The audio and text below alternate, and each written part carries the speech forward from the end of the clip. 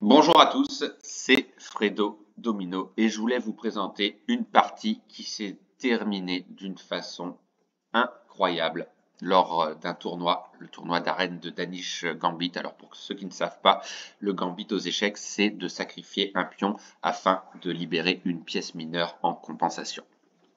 Donc voilà. Et dans cette position, on en arrive au tout début de partie, hein, c'est le troisième coup. Et les noirs, qui ont pourtant 2346 points Elo, ce qui est énorme, surtout en partie de cette cadence, ont abandonné au quatrième coup. Dans cette position, c'est au blanc de jouer. On va voir le coup qui a été joué par les blancs et ensuite on va voir le meilleur coup de l'ordinateur, mais il n'y a pas beaucoup de différence en fait, puisque Stockfish 14 évalue la position entre 0,5 et 0,9. Donc un très léger avantage blanc. Donc dans cette position, quel coup faut-il jouer? Pour faire peur à l'adversaire, en fait, ni plus ni moins. Parce qu'en fait, c'est une menace, mais en réfléchissant sur le long terme, cette menace n'aboutit pas à un éventuel mat ou un éventuel avantage net de la part de l'adversaire, pas du tout. Et c'est ça qui est incroyable, puisque vous allez voir que dans cette position, beaucoup auraient abandonné comme les noirs ont fait. Qu'ont joué les blancs dans cette position? Peut-être que vous avez eu une petite idée. On peut s'apercevoir de quoi ici? Souvent, hein, lors de l'ouverture italienne aux échecs, il y a un pion noir qui est très faible. C'est celui-ci, le pion en F7. Donc dans cette position très précise, les noirs ont joué E7 pour une raison bien particulière. S'ils ne jouaient pas ce coup tout de suite, il y aurait toujours cette menace avec le cavalier. Voilà, cavalier G5. Et là, les blancs attaqueraient deux fois le pion en F7, par le fou et par le cavalier. Et là, c'est très compliqué. La seule façon de le défendre, c'est de jouer le cavalier en H6 pour protéger le pion. Mais ensuite, le fou prendrait, et là, ça déstructurerait totalement la position des noirs. Même si il n'y a pas de réel danger pour les blancs, mais c'est une situation, on va dire, inconfortable pour la suite. Et bien les blancs dans cette position, ils ont joué ce coup. Et je peux comprendre que ce soit terrible pour les noirs. Après ce coup donc de fou en E7. Ils ont joué, voilà, Dame D5. Dame D5, eh oui. Dame D5, pourquoi? Tout simplement, vous l'avez vu, hein, il y a une menace de mat en F7. Et avant même de jouer un coup, les noirs ont tout de suite abandonné la partie. Et figurez-vous que moi aussi, j'aurais abandonné la partie. Mais Stockfish 14 n'aurait pas abandonné cette partie. Et de loin, et de loin. Alors certes, c'est un ordinateur. Un ordinateur n'abandonne jamais. Mais c'est pas ça qui m'intéresse. C'est l'évaluation de la position après Dame D5. Est-ce que les blancs ont un net avantage? Pour un humain, visiblement oui. Puisque les noirs qui ont 2346 points Elo ont abandonné. Eh bien, il ne fallait pas abandonner. Alors, évidemment, il n'y a qu'un seul coup pour défendre. Pour éviter le mat, c'est de jouer cavalier H6. Ok? Mais cavalier H6, on peut se dire que c'est un coup qui est mauvais, mais on va dire que c'est un mauvais bon coup, puisque c'est le seul coup qu'il faut jouer de toute façon. Il n'y a pas d'autre coup possible. Sinon, c'est mat. Voilà. Donc, fou prend cavalier. Ok? Et là, je vois plein de flèches, là. Faut surtout pas prendre le fou, bien sûr, parce que si on prend le fou, c'est fini, hein. Dame F7 mat. Donc, après ce coup, il fallait roquer. Voilà, c'était ça. Et où va le fou maintenant? Il va nulle part. Pourquoi il va nulle part? C'est simple. S'il va ici, qu'est-ce qui se passe? Il y a un coup qui est assez terrible.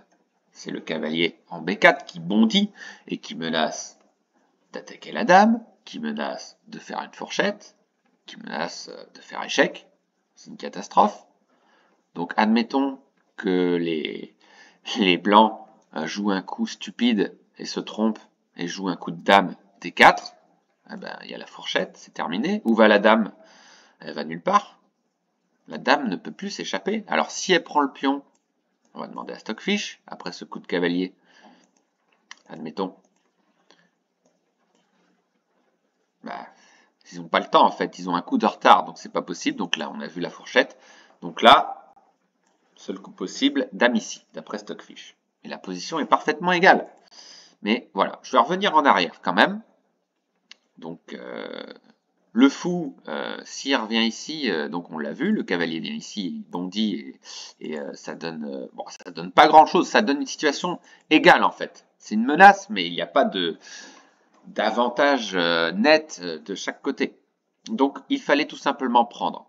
Alors, admettons, si le fou va sur une autre case comme ici, il ne faut pas oublier que le pion attaque le pion là, et la tour est perdue. Donc, en fait, le fou n'a pas beaucoup de cases. Donc, il se sacrifie. Il ne peut pas aller là, il est attaqué 2 fois.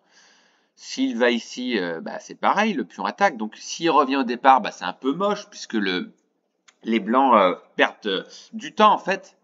Donc, en fait, le meilleur coup, c'était de prendre. Et ensuite, roi prend. Et qu'est-ce qui se passe sur roi prend? Bah, Stockfish donne plus 0,8. Donc, la position est quasiment égale. Donc ça fait toujours peur de voir un roi dégarni de son roc comme ça, et on peut se dire il peut être attaqué partout, mais là dans l'immédiat, je vois pas où sont les attaques. En fait, il n'y en a pas. Donc le meilleur coup là-dedans, bah, c'est de prendre le pion. Hein. Il est temps de le prendre quand même, en plus ça développe une pièce. Et ensuite, le coup que j'avais vu, effectivement, c'est d'avancer le pion en D6. Pourquoi? Pour libérer le fou qui permet de contrôler toute cette diagonale. Voilà. Et là, dans cette position, plus 0,7, la position est parfaitement nulle. Donc ça, c'est incroyable de voir ça. Si vous n'avez pas abandonné après ce coup, bah, félicitations. Vous dites qu'il y a moyen de défendre. On l'a vu, ça. Ça, on l'a vu, bien sûr. Mais après fou prend, c'est ça que l'adversaire a vu bien avant. Bah oui, mais je perds une pièce. Bah oui, mais non. Le rock, ça, c'est incroyable. Pourquoi? Parce que tout simplement, les noirs ont oublié que le pion avait toute sa puissance de jeu, en fait, de prendre la tour, quoi. Et de causer également des problèmes pour les blancs. Mais la menace est tellement forte et on est tellement obstiné à voir ça qu'on se dit, mais quand je vais jouer le coup de défense, le seul coup de défense possible, et que les noirs, les blancs vont prendre le cavalier, bah voilà, c'est ça que les blancs, ça que les noirs ont pensé. Ils se disent, bah c'est mort, je perds une pièce en plus et puis ça va être moche quoi le jeu. Bah pas du tout, pas du tout. Donc voilà, pas revenir là-dessus plusieurs fois. Hein. Voilà, roi prend fou et la position est égale, quasiment égale, hein, à peu de choses près. Donc voilà, j'espère que vous avez aimé cette analyse. Donc c'est assez incroyable qu'un joueur de ce niveau, de ce calibre, abandonne au 4e coup d'une position. Quand même, c'est que cette variante, alors il la connaît pas visiblement, puisque voilà, il a abandonné. Mais peut-être que l'adversaire ne la connaissait pas non plus. Et ils se sont dit, bah j'ai gagné à tous les coups en jouant ce coup. Donc pour moi, même si les blancs ont gagné cette partie par abandon, je ne suis pas certain, puisque le meilleur coup de Stockfish, d'ailleurs on va le voir ensemble, c'était pas le coup dame D5, mais c'était ce coup-là, voilà. Il était un peu plus fort, mais de pas beaucoup. Hein. Donc voilà, incroyable. Il faut connaître toutes les variantes aux échecs, mais même voilà en début de partie comme ça. Alors moi j'ai jamais été confronté à cette ouverture également, donc j'aurais abandonné comme les noirs ont fait. Donc, ce qui serait intéressant, c'est de voir des parties de grands maîtres s'ils ont été confrontés à ce genre de situation-là. Mais c'est vrai que c'est assez incroyable. Ce, ce dénouement de partie, et encore, on appelle ça un dénouement pour un début de partie. Donc, je ne sais pas comment on qualifierait cette partie, mais partie assez extraordinaire. Donc voilà, j'espère que vous avez aimé cette vidéo et